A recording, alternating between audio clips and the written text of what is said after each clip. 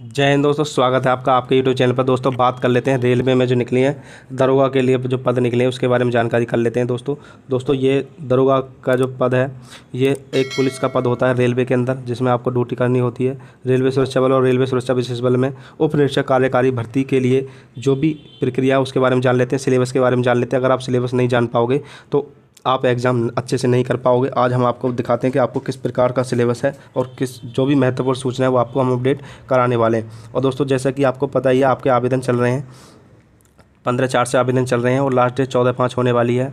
और आपकी जो फीस है वो 15/5 तक आप जमा कर सकते हैं। तो आगे बात कर लेते हैं महत्वपूर्ण जो बातें हैं उसके बारे में। आपको पता ही है कि आपको उप निरीक्षक पद के लिए आप आवेदन कर रहे हैं, लेवल 6 है।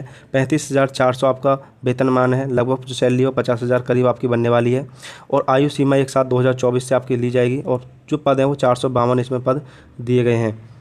और उम्र है जो की बात करें, उम्र जो दी गई है इसमें उम्र है आपकी 20 से 28 वर्ष इसमें उम्र दी गई है। और जो छूट वाले अभ्यर्थी उनके लिए छूट भी दी गई, उसके बारे में बात करेंगे। और बात कर लेते हैं इसमें और भी छूट दी गई है। कोविड-19 के महामारी के कारण इसमें आयु सीमा में 3 वर्ष की उन्होंने छूट दी है। कोरोना की वजह से 3 वर्ष की इसमें छूट कर दी गई है। तो अब आगे बात कर ले जो महत्वपूर्ण बातें उनके बारे में जानने वाले हैं। तो ये सब दिया आपका आवेदन जो कि करने के लिए दिया है। आवेदन आपको किस प्रकार से करना है ये इसमें बताया गया है।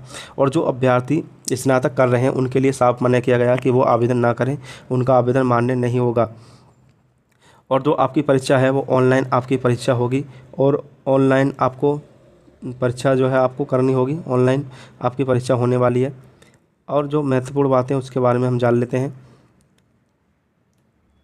अगर आप तैयारी अच्छी करते हैं तो आपका सिलेक्शन पक्का होगा। दोस्तों अगर आप चाहते हैं आरपीएफ भर्ती संबंधित सभी सूचना आपको समय से अपडेट होती रहे तो आप हमारे चैनल को सब्सक्राइब कर लें, बेल आइकन को दबा दें ताकि सभी सूचना आप तक पहुंच सकें। अब दोस्तों बात कर लेते हैं राष्ट्रीय नागरिकता उम्मीदवार भारत के नागरिक होने चाहिए जो उम्मीदवार आवेदन कर रहे हैं। और आयु सीमा की बात करें उप निरीक्षक के लिए तो 20 से 25 वर्ष इसमें दी गई है। और जो निर्धारित इसमें सामान्य निर्धारित आयु जो होती थी 20 से 25 होती थी, लेकिन कोरोना की वजह से 3 वर्ष की छूट के कारण अब 20 से 28 वर्ष कर दी गई है। उन्होंने साफ 3 वर्ष की इसमें आयु में छूट दी गई है। अब वो अभ्यर्थी जिन्हें छूट दी जाती है उसमें बात कर लेते हैं। जिन अभ्यर्थियों को छूट दी जाती है उनके बारे में बात कर लेते हैं। जो अनुसूचित जाति और अनुसूचित जनजाति के उम्मीदवार हैं उनके लिए 5 वर्ष की इसमें छूट दी गई है। और जो अन्य पिछड़ा वर्ग ओबीसी वर्ग में अभ्यर्थी आते हैं उनके लिए 3 वर्ष की इसमें छूट दी गई है। और जो भूतपूर्व सैनिक है, हमारे भूतपूर्व सैनिक के अंदर जो है अनुप्रमाण के पश्चात कम से कम 6 माह जिन्होंने सेवा दी है, भूतपूर्व सैनिक जो 6 महीने नौकरी कर चुके हैं, बहुत सेना सेवा दे चुके हैं, उन उम्मीदवारों में अगर अनारक्षित वर्ग ईडब्ल्यूएस के वर्ग के अभ्यर्थी हैं तो उनके लिए 3 वर्ष की इसमें छूट दी गई है। अगर भूतपूर्व सैनिक में अन्य पिछड़ा वर्ग के अभ्यर्थी हैं तो उनके लिए 6 वर्ष की इसमें छूट दी गई है। अगर भूतपूर्व सैनिक के अंदर अनुसूचित जाति अनुसूचित जनजाति वाले अभ्यर्थी हैं तो उनके लिए 8 वर्ष की इसमें छूट दी गई है। तो भूतपूर्व सैनिकों के लिए अलग अलग इसमें छूट दी गई है। अब आगे बात कर लेते हैं विधवा, तलाकशुदा या पति से अन्य रूप से अलग रहने वाली महिलाएं जो हैं जो विवाह ना करना चाह रही हों उनके लिए छूट दी गई है। अगर वो अनारक्षित वर्ग में ईडब्ल्यूएस वर्ग में तो उनके लिए 2 वर्ष की छूट है। अन्य पिछड़े वर्ग में अगर वो महिला आती हैं तो 5 वर्ष की छूट है। अनुसूचित जाति अनुसूचित जनजाति के अंदर आती हैं तो 7 वर्ष की छूट है।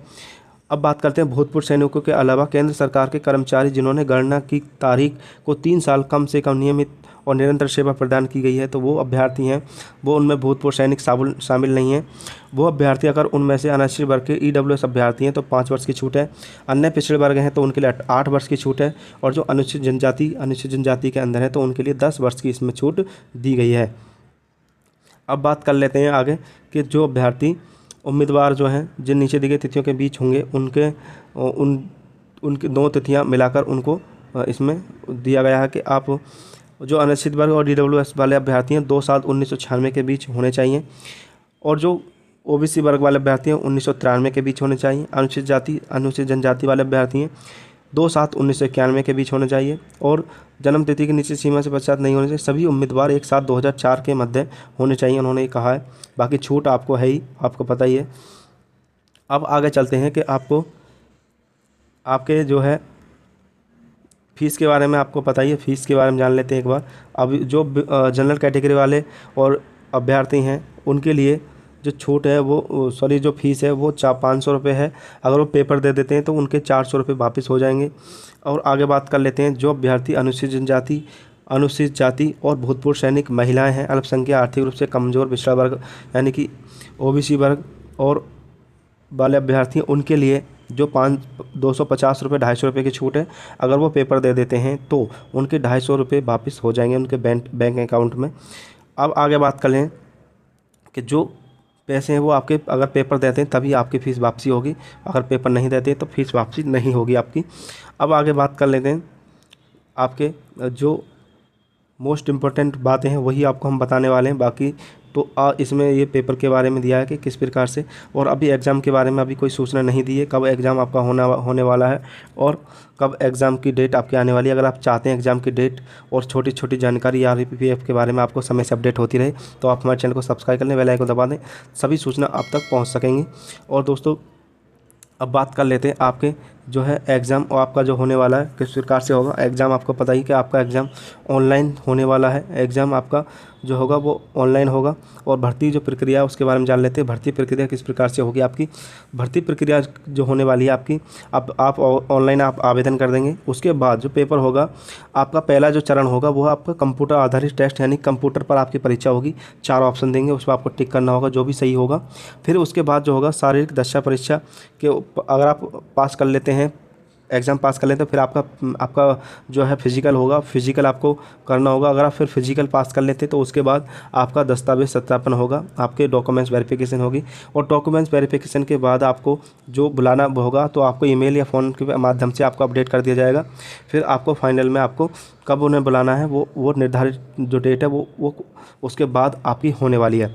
अब बात कर लेते हैं कि जो आपका एग्ज़ाम होगा उसका लेवल क्या है और उसमें क्या क्या आपका होने वाला है और उसका पैटर्न के बारे में जान लेते हैं। तो पहला है 90 मिनट होंगे आपके लिए पेपर देने के लिए और 120 उसमें आपके क्वेश्चन आने वाले हैं। 120 क्वेश्चन आपको 90 मिनट में यानी कि 1.5 घंटे में करने हैं। अगर आप एक क्वेश्चन सही करते हैं तो आपके लिए 1 अंक मिलेगा, सही क्वेश्चन के लिए आपको 1 अंक मिलने वाला है। और अगर आप प्रत्येक गलत उत्तर अगर नकारात्मक इसमें दिया है, अगर आप गलत कर देते हैं तो आपको 1/3 अंक काट लिया जाएगा। यानी कि अगर आप 3 क्वेश्चन गलत कर देते हैं तो आपका 1 सही क्वेश्चन काट लिया जाएगा। और दोस्तों एक बात और आती है सामने कि जो क्वेश्चन आप छोड़ देते हैं तो क्या उसका नंबर कटेगा। अगर आपने कोई क्वेश्चन छोड़ दिया उसका कोई महत्व नहीं होता, वो वही माना जाता है, ना ही उसका गलत नंबर कटेगा और ना ही उसका सही में जुड़ने वाला है, वो उसका कहीं भी जुड़ने वाला नहीं है। अगर आप छोड़ देते हैं कोई क्वेश्चन तो उसका कोई भी नंबर आपका सही में से कटने वाला नहीं है। अब नेक्स्ट बात कर लेते हैं, जो भी के लिए अंक सामान्यकरण के लिए आपको इसमें आपके जो नॉर्मलाइजेशन का सिस्टम है वो लागू किया जाएगा। पात्रता के लिए न्यूनतम 5% UR और OBC वर्ग अभ्यर्थियों के लिए SC/ST 30%, यानी कि पात्रता के न्यूनतम 5% जो माने जाएंगे। उन्होंने प्रतिशत का पास का एक परसेंटेज रखा है। जो जनरल कैटेगरी EWS और OBC वर्ग के अभ्यर्थी हैं और NCL में आते हैं उनके लिए 35% इसमें पास के लिए करना होगा। SC और ST वर्ग के लिए 30% पास के लिए उन्हें हल करना होगा। और इसमें 10 गुने अभ्यर्थियों को शॉर्टलिस्ट किया जाएगा जिनका उन्हें फिजिकल के लिए बुलाया जाएगा। अब दोस्तों बात कर लेते हैं, सबसे महत्वपूर्ण है कि आपका जो सिलेबस क्या है, आपको क्या पढ़ना है जिससे कि आपका एग्ज़ाम पास हो जाए। तो आप सिलेबस के बारे में जान लेते हैं। तो दोस्तों इसमें है आपका जो पेपर है वो बहुविकल्पीय उत्तर के साथ होगा और ऑनलाइन आपका एग्ज़ाम हो, कंप्यूटर पर आपको पेपर आपका आएगा, वहाँ आपको टिक करना है सही के लिए। अब दोस्तों बात कर लेते हैं, पहला सब्जेक्ट है आपका गणित का। इसमें आपके 35 अंक आएंगे, 35 क्वेश्चन आपके होने वाले हैं। 35 अंक का होगा, यानी कि एक प्रश्न 1 अंक का होगा। तो इसमें आपको 35 अंक का आपका गणित का जो है इसमें आने वाला है सिलेबस। तो उसमें क्या क्या आपका आएगा, संख्या प्रणाली, पूर्ण संख्याएं, दशमलव और भिन्न संख्याओं के बीच संबंध, मौलिक अंकगणितीय संचालन, प्रतिशत से क्वेश्चन आएंगे, अनुपात और समानुपात से आएंगे, औसत से क्वेश्चन आएंगे, ब्याज से आएंगे, ब्याज में आपके चक्रवृद्धि ब्याज, साधारण ब्याज दोनों होने वाली हैं, लाभ और हानि से आपके क्वेश्चन पूछे जाएंगे, छूट जो है उससे पूछे जाएंगे, तालिकाओं और रेखांकन का उपयोग इसमें किया जाएगा, क्षेत्रमति से आपके क्वेश्चन पूछे जाएंगे। उसके बाद आपके समय और दूरी से पूछे जाएंगे और आदि जो विषय हैं इन पर आपके प्रश्न बनने वाले हैं, यहीं से क्वेश्चन पूछे जाएंगे। आपको इनकी अच्छी तैयारी करनी है। अब दोस्तों जो आपके और जो फिर है आपका जनरल नॉलेज यानी जनरल इंटेलिजेंस यानी कि रीजनिंग रीजनिंग से आपके जो क्वेश्चन होंगे वो 35 क्वेश्चन रीजनिंग से पूछे जाएंगे, यानी 35 आपके हो गए मैथ से, 35 आपके हो गए रीजनिंग से, यानी कि 70 क्वेश्चन तो आपके इन दो सब्जेक्ट से हो गए। बचे 50 क्वेश्चन जो कि आपके जीके से आने वाले हैं। रीजनिंग से जो पूछे जाएंगे वो सब्जेक्ट हैं आपके एनालॉजिस, समानताएँ हो गई, समानताएँ में और अंतर आपको छांटना होगा। स्थानिक दृश्य होंगे, स्थानिक अभिनिवेश होगा, समय, समस्या और समाधान विश्लेषण करना होगा, निर्णय लेना होगा, निर्णय लेने पर प्रश्न होंगे, दृश्य स्मृति होगी, भेदभावपूर्ण अवलोकन करना होगा, संबंध और आपको अवधारणाएं देखनी होंगी, अंकगणितीय तर्क करने होंगे, मौखिक और चित्रा वर्गीकरण करना होगा, अंकगणितीय संख्या श्रृंखला करनी होगी, गैर मौखिक श्रृंखला होंगी, कोडिंग डिकोडिंग होगा, कथन निष्कर्ष होगा और आपका सिलोजिस्टिक तर्क होंगे, जिसमें आपको इस प्रकार क्वेश्चन देखने को मिलेंगे रीजनिंग में, जिन्हें आपको करना होगा। अब बात कर लेते हैं मोस्ट जो आपका है जीके, जहाँ से आपके कुल 50 क्वेश्चन आने वाले हैं और यहाँ से आपको अच्छा खासा स्कोर आप देने वाले हैं पेपर के अंदर। तो यहाँ से जो क्वेश्चन होंगे, जो चैप्टर है कौन कौन से होने वाले हैं, इसके बारे में बात कर लेते हैं। प्रश्नों के उद्देश्य उम्मीदवारों के आसपास के पर्यावरण और समाज के लिए इसके अनुप्रयोग के बारे में सामान्य जागरूक के परीक्षण पढ़ना होगा, वर्तमान में घटनाओं के ज्ञान और परीक्षण करना होगा। तो एक तो ये हो गया, यानी कि आपको जो साधारण जीके है उसके बारे में, देश के बारे में जानकारी आपको होनी चाहिए, पर्यावरण के बारे में आपको जानकारी होनी चाहिए, और फिर आपका वर्तमान घटनाओं के ज्ञान और रोज़मर्रा के अवलोकन और अनुभव के ऐसे मामलों का परीक्षण करने के लिए जैसा कि किसी भी शिक्षित व्यक्ति से उम्मीद की जा सकती है। यानी कि सीधा सीधा उन्होंने कहा है कि इसमें आपको वर्तमान घटना नहीं, करंट अफेयर के बारे में जानकारी होनी चाहिए, पीछे वाली घटनाओं के बारे में, वर्तमान घटनाओं के बारे में, आने वाली घटनाओं के बारे में आपको इसमें जानकारी, यानी करंट अफेयर की आपको अच्छी तैयारी आपकी होनी चाहिए। उसके बाद है परीक्षण में भारतीय इतिहास आपका आएगा, जो कि हमेशा आता है, कला और संस्कृति से क्वेश्चन आएंगे, भूगोल से आएंगे, अर्थशास्त्र से आएंगे, सामान्य राजनीति से आएंगे, भारतीय संविधान से आएंगे, खेल से आएंगे, सामान्य विज्ञान यानी कि आपके साइंस से भी क्वेश्चन इसमें पूछे जाएंगे। तो आपको सभी सब्जेक्ट की अच्छी तैयारी करनी होगी, जिससे कि आपका एग्ज़ाम आसानी से पास हो सके। अब दोस्तों बात कर लेते हैं नेक्स्ट जो मोस्ट इम्पोर्टेंट बातें। उसके बाद जैसे कि आप अगर एग्ज़ाम पास कर लेते हैं तो 10 गुना अभ्यर्थियों को इसमें पास किया जाएगा और जिन्हें आपके फिजिकल के लिए बुलाया जाएगा। अब फिजिकल जो होने वाला है उसके बारे में आपको पता ही है, लेकिन एक बार और हम बता दें जो फिजिकल होगा किस प्रकार से होगा। सबसे पहले बात कर लेते हैं, आप उपचार के लिए फिजिकल आप देख रहे हैं, तो अगर पुरुष अभ्यर्थी हैं, अगर उन्हें 1600 मीटर की दौड़ है तो वो 6 मिनट 30 सेकंड यानी 6.5 मिनट में पास करनी होगी। वही बात करें महिलाओं के लिए, तो महिलाओं के लिए 800 मीटर की जो दौड़ है वो उन्हें पास करनी होगी 4 मिनट में। जो महिलाएं उपनिरीक्षक के लिए जो महिला हैं उनके लिए जो 800 मीटर की महिलाओं के लिए दौड़ रखी गई है तो 4 मिनट में पास करनी होगी। अब बात कर लेते हैं लंबी कूद के लिए। जो पुरुष अभ्यर्थी हैं उन्हें लंबी कूद 12 फीट लंबी कूद होनी चाहिए, और ऊंची कूद बात करें तो 9 फुट 3 इंच ऊंची कूद होनी चाहिए पुरुषों के लिए। वहीं बात करें महिलाओं के लिए, जो महिला हैं उपनिरीक्षक के लिए, उन्हें लंबी कूद 9 फीट उनकी होनी चाहिए और ऊँची कूद 3 फुट उन्हें ऊँची कूद करनी होगी। अब बात कर लेते हैं चेस्ट के बारे में। जो पुरुष अभ्यर्थी हैं उनके चेस्ट के बारे में बात कर लेते हैं। जो पुरुष अभ्यर्थी जनरल कैटेगरी, ईडब्ल्यूएस और ओबीसी वर्ग में आते हैं उनकी जो हाइट है, उनकी हाइट 165 सेंटीमीटर मांगी जाती है, और जो महिलाएं ईडब्ल्यूएस जनरल कैटेगरी ओबीसी वर्ग में आती हैं उनकी जो हाइट है वो 157 सेंटीमीटर मांगी जाती है। अब बात कर लेते हैं एससी और एसटी वर्ग के जो पुरुष अभ्यर्थी हैं उनकी जो हाइट है 160 सेंटीमीटर मांगी जाती है, और जो महिला अभ्यर्थी हैं एससी एसटी में आती हैं उनकी हाइट 152 सेंटीमीटर इसमें ली जाती है। अब जो अभ्यर्थी गढ़वालियाँ, गोरखाएँ, मराठाओं, डोगरा, कुमाऊनी और सरकार द्वारा विनिर्दिष्ट अन्य श्रेणी के लिए हैं, यानी कि जो अभ्यर्थी आपके पहाड़ी क्षेत्र से आते हैं, जो पुरुष अभ्यर्थी हैं उनकी जो हाइट है वो 163 सेंटीमीटर है, और जो महिला हैं उनकी हाइट 155 सेंटीमीटर है। अब बात कर लेते हैं पुरुषों के लिए जो चेस्ट है।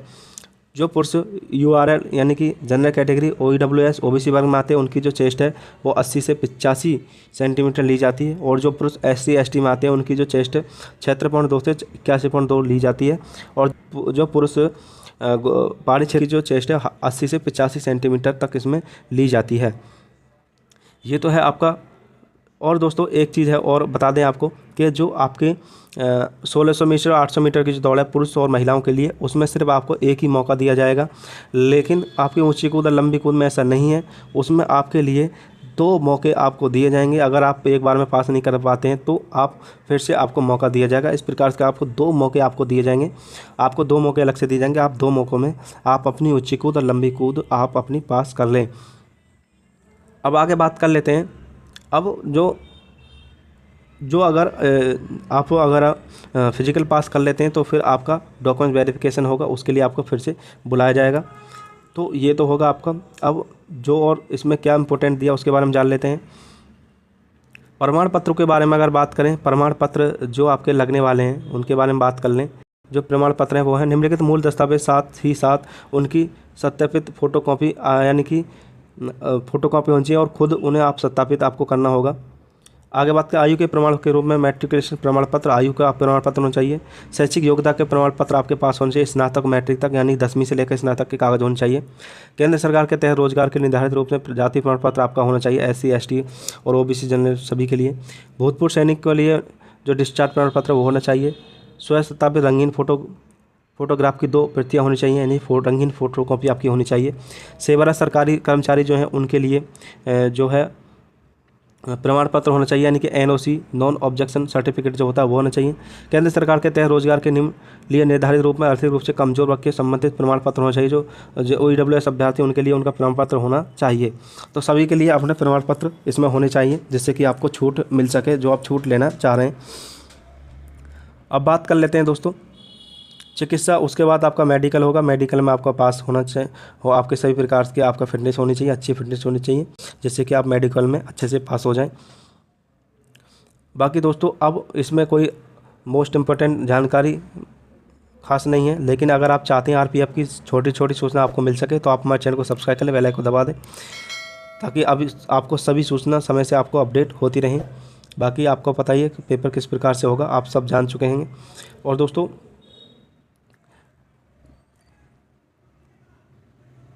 अब बात कर लेते हैं जो प्रमाण पत्र इन्होंने दिया है उसके बारे में। जो अभ्यर्थी अनुसूचित जाति अनुसूचित जनजाति के अंदर है उनके लिए इस प्रकार का प्रमाण पत्र इसमें दिया है। अब जो अभ्यर्थी OBC NCL में है उनके लिए इस प्रकार का प्रमाण पत्र इसमें दिया है। इस प्रकार का प्रमाण पत्र जो छूट के लिए बनता है उन्हें पता ही होगा, इस प्रकार का प्रमाण पत्र ये प्रारूप दिया है।